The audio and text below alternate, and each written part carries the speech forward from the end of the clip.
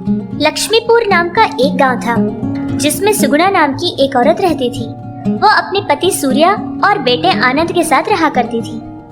आनंद बहुत पढ़ा लिखा लड़का था और वो एक बैंक में मैनेजर का काम भी करता था। आनंद पढ़ाई के साथ साथ देखने में भी बहुत ज्यादा खूबसूरत था, जिससे सारी लड़कियां उस पर मरती थी। लेकिन आनंद ने कभी किसी लड़की की तरफ देखा तक नहीं था, क्योंकि आनंद को लड़कियों से ज्यादा लगाव नहीं था। आनंद की माँ आनंद के लिए एक ऐसी लड़की ढूंढना चाहती थी जो कि बहुत ही अमीर घराने की हो, जिससे उसकी माँ की सारी परेशानियाँ दूर हो जाए। इसीलिए बहुत सारे रिश्ते देखा करती थी। जो गरीब रिश्ता आता था उसको वो ठुकरा देती थी और सिर्फ अमीर रिश्तों के लिए ही देखा करती थी। एक बार की बात है कि उसके घर एक फोटो पहुंचती है, जिसको देखकर उसको बिल्कुल अच्छी नहीं लगी थी, क्योंकि वो लड़की देखने में थोड़ी सांवली सी थी। लड़की तो सुगुणा को पसंद नहीं आई थी, लेकिन बाद में सुगुणा को ये बात पता चली कि वो बहुत ही बड़े घराने की लड़की है। उसका बाप बहुत अमीर है और उस लड़की के नाम पर भी बहुत ज्यादा मालो दौलत पड़ा हुआ है। ये देखकर अब सुगुणा कुछ नहीं सोचती है और इस रिश्ते के लिए हाँ कह देती है। सुगुणा आनंद और कावेरी की शादी बड़ी धूमधाम से करवा देती है। आनंद की पत्नी का नाम कावेरी था। वो बहुत अच्छी थी, देखने में थोड़ी सांवली सी थी, लेकिन उसका दिल बहुत साफ रहता था। वो आनंद से बहुत ज्यादा प्यार करती थी। तुम्हें अकल नाम की कोई चीज है या नहीं? ऐसे सुबह सुबह अपना ये चेहरा लेकर मेरे सामने मत आओ। तुम्हें देखकर ही मुझे बड़ा अजीब सा महसूस होता है।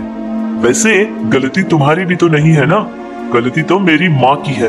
तुम्हारा पैसा और तुम्हारी जायदाद देखकर मुझसे तुम्हारी शादी करवाई थी मेरी माँ ने। आनंद की कही ये सारी बातें सुनकर कावेरी की आंख भर आती है, क्योंकि उसको बहुत ज्यादा तकलीफ होती है। रोती हुई वो वहाँ से चली जाती है। कुछ वक्त ऐसा ही गुजर गया था। एक दिन कावेरी ने सोच लिया कि अब वो उसके पति से बात करेगी। सुनिए, आपसे मुझे कुछ कहना है। जब मैं आपको एक आंख नहीं भाती हूँ तो आपने मुझसे शादी क्यों की? ये सब आपने क्यों किया? अगर आपको मैं अच्छी नहीं लगती थी तो आप ये बात पहले भी बता सकती थी ना। चुपचाप आपने मुझसे शादी ही क्यों की? आपको भी पता है कि इस रिश्ते से ना ही आप खुश है और ना मैं खुश हूँ, तो ऐसा रिश्ता बनाने की ही क्या जरूरत थी? पहले ही कह देते। और ऊपर से आपकी ये रोज रोज वाली बातें मुझसे और बर्दाश्त नहीं हो रही है। इस तरह आनंद से कावेरी अपने मन की सारी बात बता देती है और बहुत ज्यादा रोने लगती है। उसकी कही सारी बातें चुपचाप खड़ा आनंद पूरी तरह से सुन रहा था, क्योंकि वो जो कहना चाहती थी आनंद वो सुनना चाहता था। सारी बात खत्म करने के बाद आनंद कावेरी से कहता है, देखो कावेरी, तुम्हें दुख पहुंचाने का या तुम्हें तकलीफ देने का मेरा कोई इरादा नहीं है। मैं जानता हूँ इसमें ना तुम्हारी गलती है और ना ही मेरी। गलती तो सिर्फ मेरी माँ की है। तुम्हें पता है, मैंने इस शादी के लिए मना किया था। मैं बिल्कुल राजी नहीं था, लेकिन फिर भी मेरी माँ ने तुम्हारा पैसा देखा, तुम्हारी जायदाद को देखकर उसने अपनी घर की बहू बना ली। लेकिन मेरा विश्वास करो कावेरी, मैं तुम्हें धोखा देना या तकलीफ पहुंचाना बिल्कुल नहीं चाहता था। पति की कही बात सुनकर कावेरी को थोड़ी तसल्ली सी मिल गई थी, क्योंकि तब तक तो कावेरी को ये लगता था कि उसका पति आनंद उससे बिल्कुल प्यार नहीं बल्कि नफरत करता है। लेकिन आनंद की बातें सुनने के बाद कावेरी को ये पता चल गया था कि वो तो उससे नफरत नहीं करता है। तब उसको थोड़ी तसल्ली मिल जाती है। जब से लेकर वो थोड़ा खुश रहने की कोशिश करती है और रोज की तरह आनंद के सारे काम करती रहती है। अच्छा, तो आपकी समस्या ये है? इसमें बड़ी समस्या ही क्या है? आपको मेरे साथ पत्नी की तरह व्यवहार करने की कोई जरूरत नहीं है। मुझे अपना दोस्त मानिए ना। हम दोनों फ्रेंड्स बनकर रहेंगे और ये रिश्ता हमारा पूरे 6 महीने तक रहेगा, क्योंकि हमारी शादी अभी अभी हुई है ना।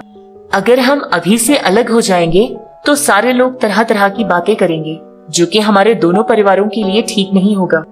माँ जी ने तो एक गलती कर दी कि आपको ये रिश्ता बिल्कुल मंजूर नहीं था, लेकिन फिर भी जबरदस्ती आपकी शादी मुझसे करवा दी। लेकिन ऐसी गलती हम भी करेंगे तो सारे लोगों को बहुत दुख होगा। कुछ समय के लिए हम दोनों दोस्त बनकर रहेंगे, फिर हम दोनों को एक दूसरे को समझने का वक्त भी मिल जाएगा। आप समझ रहे हैं ना कि मैं क्या कह रही हूँ? कावेरी की कही बात आनंद को भी ठीक लगी थी, इसलिए जैसा उसकी पत्नी ने कहा था आनंद ने भी वैसा ही किया था। सारे लोगों के सामने दोनों पति पत्नी बहुत ही खुश रहा करते थे, लेकिन वो दोनों अच्छे दोस्त थे। ये बात सिर्फ वो दोनों ही जानते थे। कभी किसी को ये बात पहचानने की उन्होंने मौका नहीं दिया था, क्योंकि अगर किसी को पता चलेगा तो ये बात सिर्फ बात नहीं बल्कि फैल जाएगी। इस बात से वो लोग बहुत डरते थे। हर रोज सुबह कावेरी बहुत जल्दी उठ जाया करती थी और उसके पति आनंद का सारा काम करती थी। उसके लिए नाश्ता बनाना और उसके लिए दोपहर के लिए खाना बनाना और उसकी तैयारी करना, ऑफिस जाने से लेकर आने तक की सारी तैयारियां कर कर रखती थी और बाकी के वक्त में अपने सास ससुर की सेवा भी किया करती थी। सारा घर का काम वो खुद संभालती थी, लेकिन फिर भी उसकी सास जो थी वो कुछ ऐसी ही थी। चाहे कावेरी कितनी भी अच्छी बनकर क्यों न रहे, लेकिन सास तो आखिर सास होती है, कुछ न कुछ बात कहा करती थी। क्यों रे बहू रानी, तुझे पता है तू बहुत ही भाग्यशाली लड़की है जो कि तेरे साथ मेरे बेटे ने यानी कि मेरे खूबसूरत बेटे ने शादी की। इस तरह अजीब अजीब बातें करके सुगना कावेरी को दुख पहुंचाती थी, लेकिन बेचारी कावेरी उसको कुछ नहीं कहती थी। जब भी ऐसा कुछ घर में चलता था तो वो खामोश हो जाती थी और अपने कमरे में चली जाती थी। सुगना की बातें सुन रहा उसका पति उससे कहता है, अरे भाग्यवान, ये क्यों तू ऐसी बातें करती है यार? इतनी अच्छी बहू मिली है हमें। बेचारी बच्ची को कुछ न कुछ खरी खोटी सुनाती रहती है। तू उस लड़की को इतना कुछ सुनाती है, लेकिन फिर भी वो बेचारी बच्ची खामोशी से सब कुछ सह लेती है। इतनी अच्छी बहू मिली है हमें, वरना तुझ जैसी सास को शायद ही दुनिया की कोई लड़की भी बर्दाश्त करेगी। पति की ये बात सुनकर सुगना का गुस्सा बहुत ज्यादा बढ़ जाता है और कहती है कि वो अपना काम करे और साथ ही अपना मुंह भी बंद रखे, क्योंकि ये सब कुछ जो हो रहा है वो उसकी मर्जी के मुताबिक हो रहा है। ये बात सुनकर सुगना का पति भी उससे बहुत नाराज हो जाता है और सोचता है कि ये औरत कभी नहीं बदलेगी। इस तरह वो दूसरी तरफ पलटकर सो जाता है। और इधर कावेरी को अपने पति के सारे काम करने की आदत सी पड़ चुकी थी। सुबह नाश्ता देना, दोपहर का खाना बनाना और उसके सारे काम करना कावेरी की आदत सी हो गई थी। धीरे धीरे उन दोनों की दोस्ती बढ़ने लगी। अब वो दोनों को एक दूसरे की आदत सी बन जाती है। जितना वक्त कावेरी को आनंद ने दिया था वो 6 महीने का वक्त पूरा हो चुका था। एक दिन की बात है कि कावेरी बिना किसी से कुछ बताए अपने मायके चली जाती है और आनंद अपने काम से वापस घर आता है, लेकिन उसको कावेरी कहीं नजर नहीं आती, जिससे वो सारा घर ढूंढ लेता है, लेकिन फिर भी उसको कावेरी कहीं नहीं मिलती। तब वो अपने माँ के पास जाता है। माँ, क्या तुमने कावेरी को देखा है? मैंने तो सारा घर ढूंढ लिया, लेकिन कावेरी कहीं नजर ही नहीं आ रही। माँ, तुमने कावेरी से कुछ कहा तो नहीं? कुछ खरी खोटी सुनाई तो नहीं, जिससे वो बेचारी नाराज होकर अपने मायके चली गई हो? बताओ ना माँ, क्या बात है? बेटे की बात सुनकर सुगना बहुत ही गुस्से से उसकी तरफ देखती है और उतने ही गुस्से में उसको जवाब देती है। अरे शांत हो जा, मैंने तेरी पत्नी को कुछ नहीं कहा है। मैंने तो उससे बात तक नहीं की। पता नहीं उसको क्या हो गया, अचानक ही अपने मायके चली गई। और तू तो पूरी तरह से तमीज नाम की चीज ही भूल चुका है। माँ से बात कर रहा है, तुझे ये भी याद नहीं? माँ, दया करके मुझे अकेला छोड़ दो। वैसे ही पहले से ही मैं बहुत ज्यादा परेशान हूँ। मेरा सर फटा जा रहा है। बस मेरे लिए एक गर्मा गर्म चाय बना दो।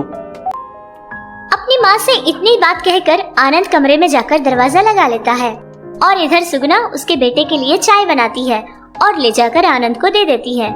जैसे ही आनंद चाय पीता है तो उसको बड़ा ही अजीब सा लगता है, क्योंकि उसको कावेरी के बनाए हाथों की चाय पीने की आदत सी हो गई थी। अब उसके माँ की बनाई चाय उसको पीना कुछ अजीब सा महसूस होने लगा और फिर उसने चाय भी नहीं पी थी। पास में रखी हुई टेबल के ऊपर रख देता है।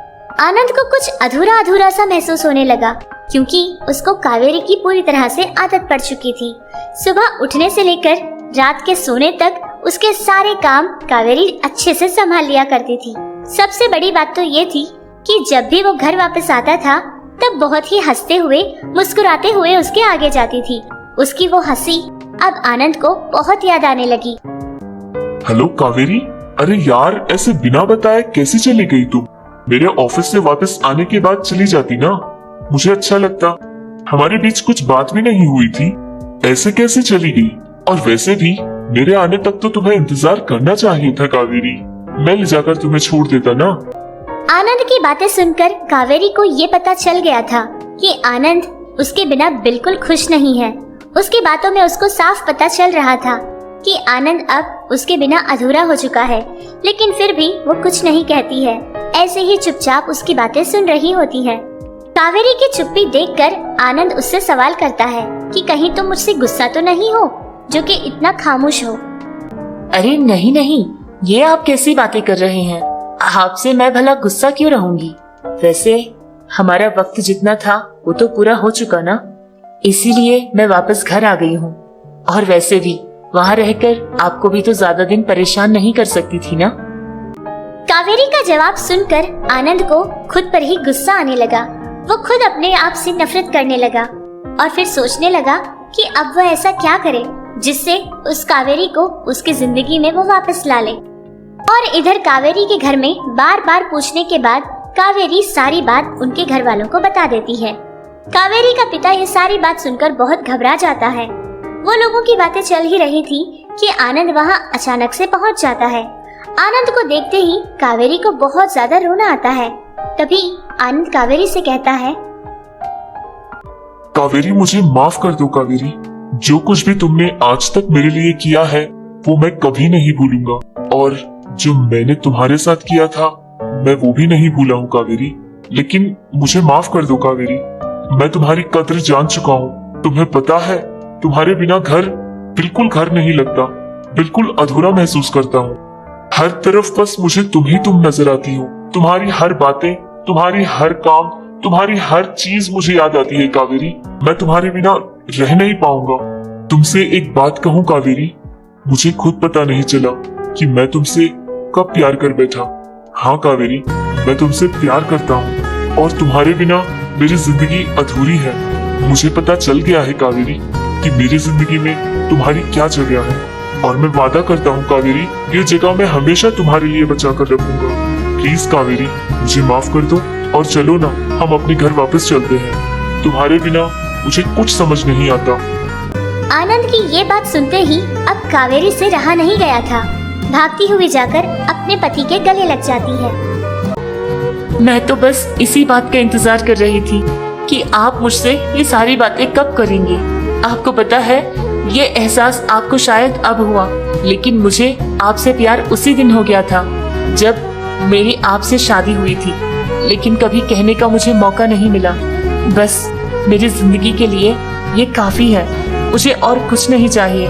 लेकिन हाँ, मुझे आपसे एक वादा चाहिए। मुझसे आप ये वादा कीजिए कि आप मेरा साथ और मेरा हाथ कभी नहीं छोड़ेंगे। ये सारी बातें कहती हुई कावेरी अपना हाथ आगे बढ़ाती है और आनंद भी उसके हाथ में हाथ डालकर उससे ये वादा करता है कि चाहे जिंदगी में कैसा भी मोड़ क्यों ना आ जाए कावेरी, मैं तुम्हारा साथ कभी नहीं छोड़ूंगा। ये बात सुनकर कावेरी और उसका परिवार बहुत ज्यादा खुश हो जाते हैं। तब से उनकी जिंदगी एक नया मोड़ और खुशियों वाला मोड़ ले लेती है।